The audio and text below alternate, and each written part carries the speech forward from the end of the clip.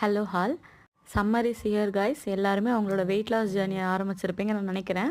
உங்கள் எல்லாருக்கும் தான் இந்த சீரீஸ் ஹெல்தி பிரேக்ஃபாஸ்ட் சீரீஸ் தான் பார்க்க போகிறோம். 30 டேஸ்க்கு 30 ரெசிபிஸ் போஸ்ட் பண்ண போகிறேன். டே 1 மில்லட் தோசை. இதுக்கு 1 கப் அளவுக்கு வெள்ளை சோளம், 1 கப் கம்பு, 1 கப் கேழ்வரகு எல்லாமே ஈக்குவல் குவான்டிட்டியில் கொடுத்து அரைச்சி எடுத்துகிட்டு வந்துருங்க மாவு மில்லில்.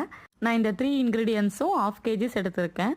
2 கப் மாவு எடுத்துட்டு கூடவே தேவையான அளவுக்கு சால்ட் சேர்த்து கொஞ்சம் கொஞ்சமாக தண்ணி ஊற்றி இந்த மாதிரி கலந்து எடுத்துக்கோங்க. கொஞ்சம் தண்ணியாக தான் இருக்கணும் மாவு. தோசைக்கல் நல்லா ஹீட் ஆக விட்டுட்டு ஒரு தோசையாக ஊற்றி எடுங்க. அப்போ தான் எடுக்கவும் தோசை ஈஸியாக வரும், முருகலாகவும் இருக்கும். இதில் நீங்கள் ரைஸ் எதுவுமே ஆட் பண்ண வேணாங்க.